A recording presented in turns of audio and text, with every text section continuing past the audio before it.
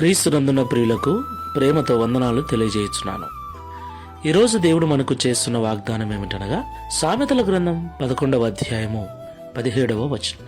దయగలవాడు తనకే మేలు చేసుకొనును. ఆమెన్. నా ప్రియులారా, మేలు అంటే మంచి అని అర్థం.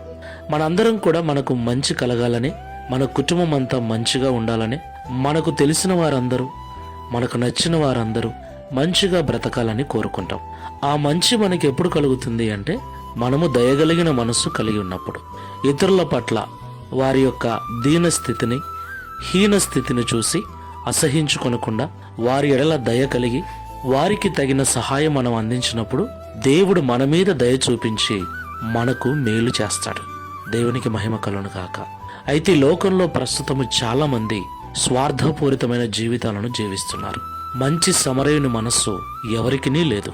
ప్రతి ఒక్కడు కూడా తాను బాగుంటే చాలు, తన కుటుంబం బాగుంటే చాలు, తన వరకు తానే చూసుకుంటున్నాడు, కానీ ఇతరుల గురించి అసలు పట్టించుకోవట్లేదు.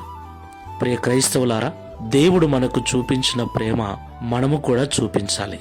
క్రైస్తవ్యం అంటే ఇతరుల పట్ల ప్రేమ, జాలి, కనికరము కలిగి వారికి తగిన సహాయాన్ని, మనకు చేతనైన సహాయాన్ని వారి పట్ల చేయటం, క్రీస్తు ప్రేమను చూపించటం.